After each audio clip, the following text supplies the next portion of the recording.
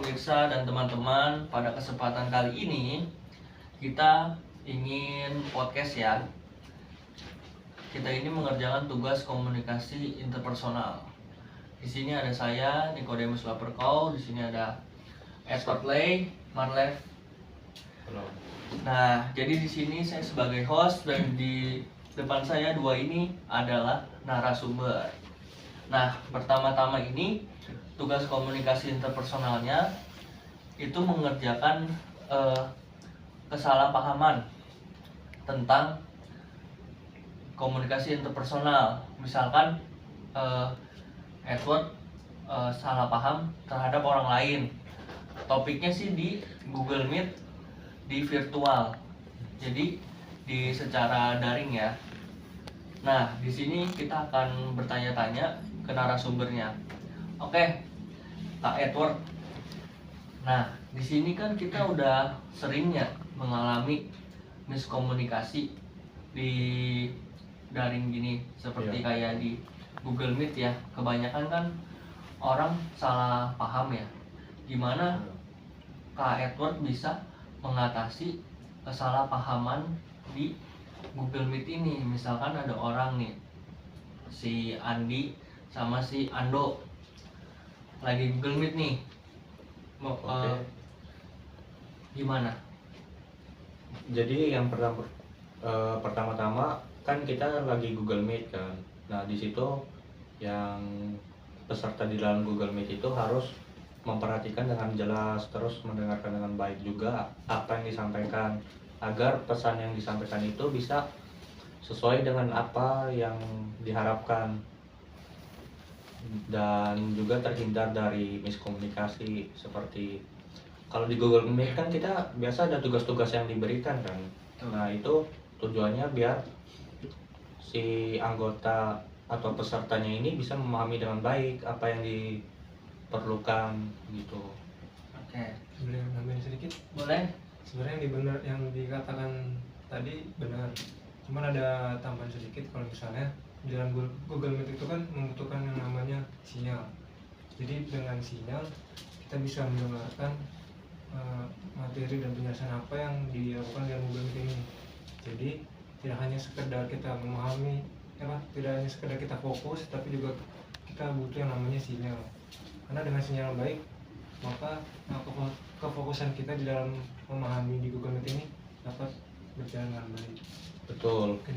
Selain itu kan yang seperti kasus-kasus yang kita alami itu biasanya kalau terkait dosen sama mahasiswa ya, itu kadang dosen lagi ngejelasin terus mahasiswanya ada yang keluar atau tidur.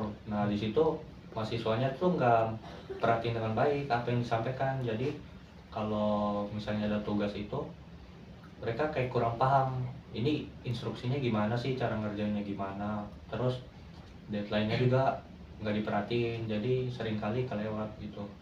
Nah itu hal yang jadi Keterbatasannya. ya jadi penyebab miskomunikasi itu. Oke.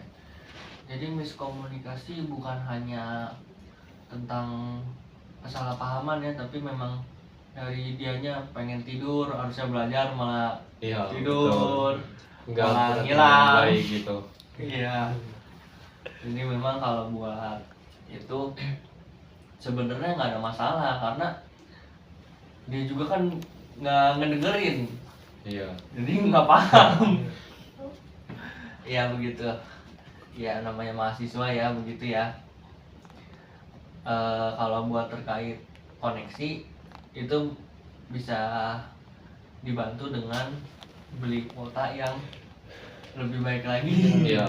Selain Ya. itu pilih kartunya juga yang udah inilah, Yang mantep lah ya. buat Nah kalau buat itu sih Edward dan Marlev udah ada pengalaman ya berarti ya. Mungkin dosen lagi ngejelasin tidur hilang.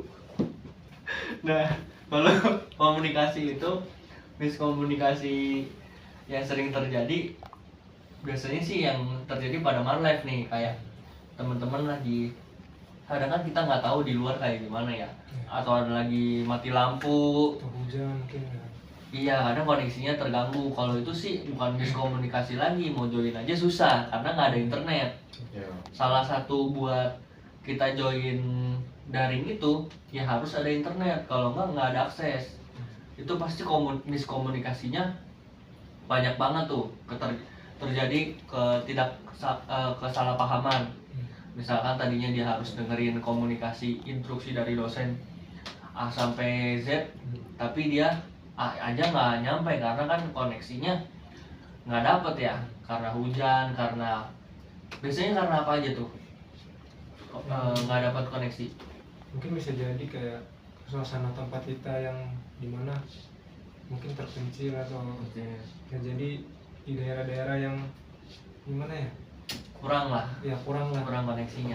benar Biasanya kurang koneksi, terus juga pengaruh cuaca ya, ya, Ya, cuaca juga betul. bisa. pengaruh cuaca, hujan, terus juga kadang konslet ya. Nah ya itu sih miskomunikasi yang susah buat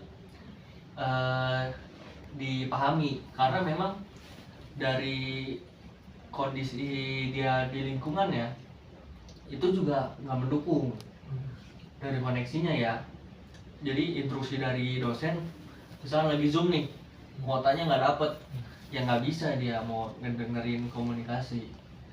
Apa nih kira-kira solusinya untuk mengantisipasi supaya tidak terjadi keterhambatan Google Meet atau daring lain-lainnya nih, mau virtual meeting? Apa nih koko-koko? Ya, jadi kalau solusi buat mengatasi itu kayak jaringan yang kurang bagus atau ya lemot lah ya. Itu sebelum mulai kelas ataupun Zoom mendingan cari tempat yang sinyalnya cukup baik lah. Jadi bisa mendukung proses Google Meet itu. Proper ya? Ya, proper. proper. Oke. Selain itu biasanya kalau dari tempat sama dari kartunya itu ngaruh nggak sih, misalkan kayak kartu 3 kuota yang 3 GB, 4 GB, 5 GB itu biasanya ngaruh juga kan ya? Kalau buat kota sih nggak ngaruh ya. Itu ngaruhnya ke kartu. Oh iya, ke kartu ya. Kalau kartu kan ada daerah-daerah yang cuma bisanya Telkomsel kan. Kalau pakai Ah, E3 itu kurang bisa. Jadi disarankan buat pakai Telkomsel aja. Telkomsel ya, Iya. yang 4G ya. Nah, ngomong-ngomong nih soal miskomunikasi, selain dari pada kartu itu, biasanya kan miskomunikasi terjadi itu bukan dari kartu aja nih, misalnya kayak kendala koneksi, kendala dari memang orangnya sendiri, misalnya kayak malas buat Iya, boleh. dengerin. Biasanya kan ada yang miskomunikasi kayak gini. Saya mau tahu gimana cara mengatasinya. Misalkan ada dosen nih ngasih tugas misalkan, kan banyak orang ya yang nggak paham tentang instruksi dosen. Misalkan dosennya udah ngomong tugasnya kerjain A B C D, misalkan kayak sesuai ini, kerjain sesuai panduan ini, tapi orangnya itu masih belum paham. Terus akhirnya dia nanya ke dosennya lagi, misalkan mahasiswanya nanya ke dosennya lagi, tapi dosennya jawabnya begini, ya udah kamu kerjain sesuai panduan yang saya kasih. Gimana tuh cara mengatasinya? Kan padahal dia juga, si dosennya mah paham lah, pasti kan dia ngasih tugas, tapi si mahasiswanya yang dikasih komunikasinya itu kagak paham. Gimana cara mengatasi dosennya yang ngasih tugas itu bisa mahasiswanya juga bisa memahami dari tugas itu? Gimana Koko Edward? Oke, jadi kalau misal masalah tugas ya itu disarankan buat Komunikasi. nanya ke teman sekelas, ini cara ngerjainnya gimana, bisa diskusi bareng. Kalau misalnya ada yang kurang jelas lagi, kalau bisa chat dosennya aja, tanya lebih jelasnya gimana. Oke. Jadi, Ada yang mau ditambah lagi? Mungkin kalau dari saya sebagai siswa yang sudah berpengalaman seperti ini, mungkin saya bertanya ya, sama seperti tadi yang dibilang, saya bertanya kepada teman, mungkin temannya yang bisa, yang menurut kita percaya sama dia. Misalnya si A ini dilihat dari Google Meet dia Pinter. join, terus juga aktif, jadi kita bertanya sama dia. Kalau misalnya mungkin selain itu ya nggak jauh dari bertanya kepada dosen. Oke. Dua-duanya sih saya sih kalau misalkan ditanya sama host pasti saya jawabnya begitu juga sih. Jawaban yang bagus. Pertama, iya. Saya setuju kalau buat nanya teman yang lebih berpengalaman dan dianggap lebih pintar daripada kita sendiri. Karena memang kalau kita nggak paham, jangan langsung nanya ke dosen dulu. Jangan langsung loncat begitu. Kita tanya dulu nih ke teman. Tanya si satu, kurang paham, tanya lagi ke si dua. Tapi dilihat lagi, benar kata Edward tadi, nanyanya ke orang yang lebih aktif dan juga lebih berpengalaman daripada kita, yang memang juga dapat dipercaya, Marlet ya tadi ya, dapat dipercaya. Jadi sehingga jangan langsung nanya ke dosen ya, kita komunikasiin dulu. Karena kan miskomunikasi terjadi ketika yang satu paham, yang satu paham, yang satu enggak kan. Betul. Pokoknya miskomunikasi itu terjadi ketika dua-duanya ini kurang seret, kurang pas. Caranya ya dikoordinasiin lagi, ditanyain lagi sama teman-teman, apakah tugasnya begini, yang nggak tahu ditanyain lagi. Tujuannya nanya supaya yang nggak tahu jadi tahu. Betul? Betul banget tadi, tanyain ke teman-temannya dulu. Kalau misalkan temannya masih belum bisa membantu atau kita masih belum paham, baru tanya lagi ke dosen ya. Iya. Oke, bagus banget Koko Edward dan Koko Marleh. Nah, di sini komunikasi kan sering banget ya. Iya. Komunikasi itu adalah hal yang pasti dilakukan oleh semua manusia. Bahkan bukan cuman manusia aja yang berkomunikasi, hewan pun juga bisa komunikasi. Nah, dengan bahasanya sendiri. Dengan bahasanya sendiri. Kadang kan manusia ini memiliki nih ya keterbatasan nih. Ada yang disebut namanya IQ. Iya. IQ ya. Betul. Jadi kalau misalkan dikasih pertanyaan yang terlalu berat, dia nggak paham. Kenapa misalkan antara dosen dan mahasiswa yang pas tadi ditanya kurang seret, kurang paham? Karena biasanya kan ada dari IQ-nya ya, Iya. ketidakpahaman itu. Menurut Koko Edward dan Koko Marleh, bener nggak nih IQ itu mempengaruhi miskomunikasi? Kecerdasan itu mempengaruhi nggak miskomunikasi? Kalau dari saya, seharusnya IQ itu berpengaruh ya, karena pengalaman dari mahasiswa itu kan beda-beda. Ada yang dia lebih berpotensi buat kayak di lingkungan masyarakat atau kegiatan sehari-harinya. Jadi dia nggak berpatokan sama materi yang dikasih. Kayak lebih punya kemampuan buat kurang paham lah ya. Kemampuan pemahamannya itu cuma di ini, kayak berpikir secara logis aja lah gitu. Oke. Mungkin dari saya, Oke, boleh. kalau dari saya sih benar sih kata tadi teman saya Edward. Ya, Koko Edward. Kalau dari saya sih IQ itu tidak mengaruhi kita yang bisa berkomunikasi atau tidak. Karena berkomunikasi itu menurut saya itu penting, seberapa banyak pengalaman kita Memahami. Seberapa pengalaman kita sering berkumpul dengan teman-teman, berorganisasi, pasti kan ada yang namanya komunikasi.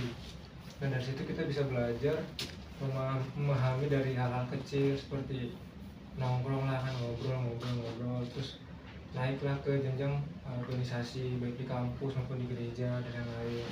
Semakin kita rajin mengikuti seperti itu, mungkin kita bisa lebih paham, terus juga lebih mengerti dan bisa berkomunikasi yang baik seperti apa.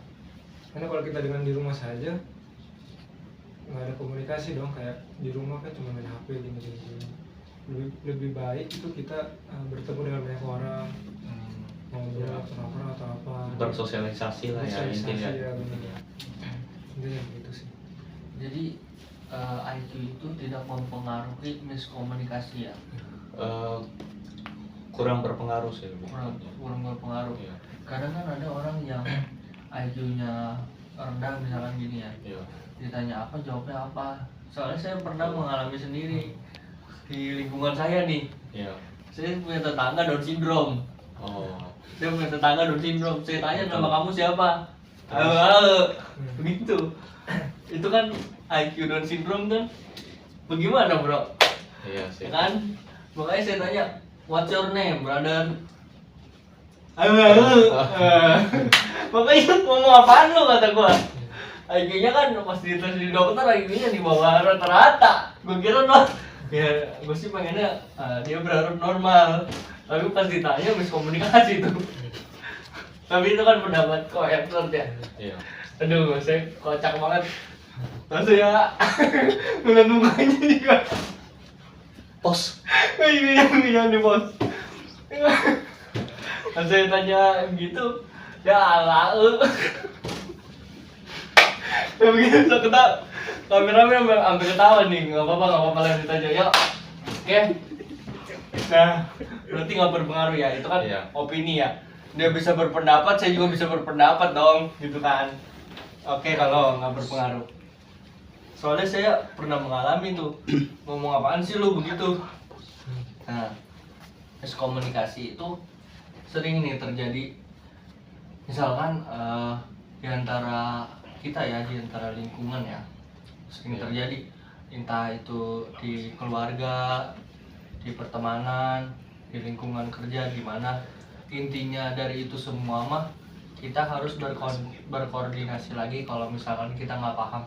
Setuju nggak? Ya Kalau nggak paham nanya lagi maksudnya gitu. Setuju nggak? Setuju sih. Setuju ya? setuju. Boleh tahu alasannya apa kok Edward? Kalau misalnya kurang paham dari apa yang diberikan itu, disarankan untuk nanya lagi. Jadi tahu arahnya jelas. Jadi nanti apa yang dikerjain itu hasilnya bisa sesuai dengan apa yang diharapkan kan. Oh, begitu. Sama jangan takut buat bertanya lah. Oke. Gitu. Koko Marlev? Kalau dari saya sih mungkin sama. Intinya tuh kalau misalnya kita nggak tahu, ya bertanya. Bertanya. Jangan maksudnya kayak jangan takut untuk bertanya. Jangan takut untuk bertanya. Oke, Koko Edward dan Koko Marlev, saya juga kalau jadi narasumber, saya juga pasti jawaban saya adalah jangan takut untuk bertanya, karena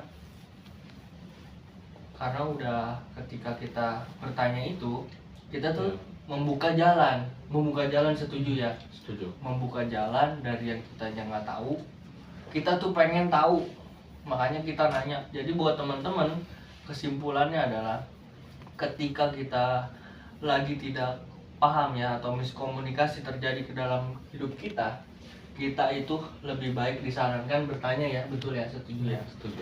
Jadi kesimpulannya kalau buat dari kita semua adalah bertanya supaya tidak tersesat dari pahaman. Karena ketika kita nggak paham, kita tuh nanya jadi lebih paham lagi karena kan ada penjelasannya ya. Nah ini ada pertanyaan nih buat Koko Edward sendiri. Misalkan nih ada terjadi miskomunikasi yang terjadi di lingkungan kita nih. Miskomunikasinya begini. Ini pertanyaan yang pengen saya tanya juga ke dua ya. Saya berharap dua bisa jawab. Nah, miskomunikasi nih misalkan terjadi, itu tuh bisa memicu buat kita emosi nggak sih sebenarnya? Kadang kan ada orang yang miskomunikasi tapi dia masih tetap santai. Ada juga yang miskomunikasi tapi marah. Menurut sudut pandang Koko Edward dan Koko Marlev sendiri, miskomunikasi itu kesalahpahaman komunikasi memicu orang emosi atau enggak? Ya Coba dijawab dulu. Kalau dari pendapat saya, miskomunikasi kan itu kesalahpahaman kan. Nah, terus kalau misalnya udah diberitahu atau diinformasikan berulang kali tapi masih belum paham, ya mau gimana ya, soalnya lama-lama sih emosi juga karena nggak ngerti-ngerti. Jadi mendingan dikasih tahu terus sampai dia paham. Kalau misalnya itu ya mungkin bisa dengan cara paksaan dikit lah ya, biar dia ngerjain sesuai apa yang kita mau gitu. Oke. Kalau udah selesai? Udah. Kalau dari Koko Marlet? Kalau dari saya sih yang penting menurut saya sebelumnya penting nggak informasi yang disampaikan itu. Kalau misalnya menurut saya penting, mungkin saya akan cari tahu sampai dapat. Kalau misalnya nggak dapat pasti kan ada yang namanya kayak kesal atau apa. Kalau misalnya menurut saya informasinya nggak penting, mungkin saya nggak terlalu ingin mencari tahu lah soal informasi itu. Oke. Jadi kesimpulannya buat dari miskomunikasi ini kadang bikin emosi, kadang enggak ya. Tapi solusinya dikasih tahu lagi ke dia supaya dapat penjelasan. Betul. Oke. Jadi penjelasannya tahu arahannya itu kemana, yang dikerjain itu sesuai instruksi kan. Iya. Jadi hasil yang dikerjain juga bagus, bisa maksimal mungkin. Oke.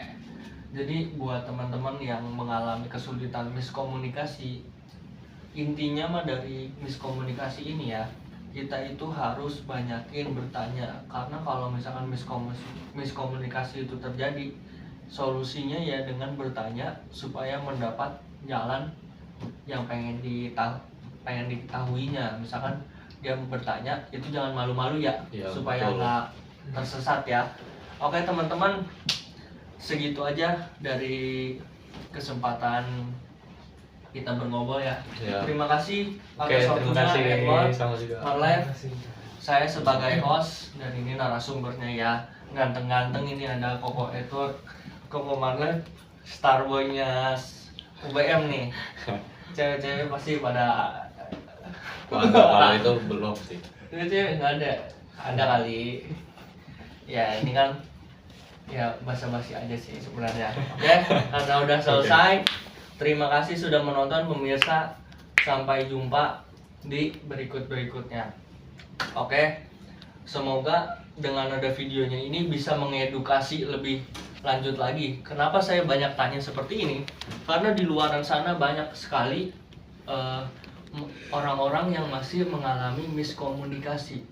Solusinya balik lagi ke tadi saya udah bilang berkali-kali, kalau misalkan ada miskomunikasi itu kan masalah, tinggal ditanyain aja solusinya, tapi jangan pakai emosi, jangan juga pakai kekerasan ya. Betul. Jadi mau dimanapun itu kayak seperti tadi temanya, topiknya di daring ya, kayak di daring secara langsung itu miskomunikasi itu bisa terjadi, tapi dengan cara yang baik-baik ya Edward ya. Oke, sekian, terima kasih, sampai jumpa di berikutnya. Terima kasih sudah menonton, mohon maaf bila ada salah kata-kata dari kita bertiga ya. Sampai jumpa lagi. Oke, dadah. Selamat siang.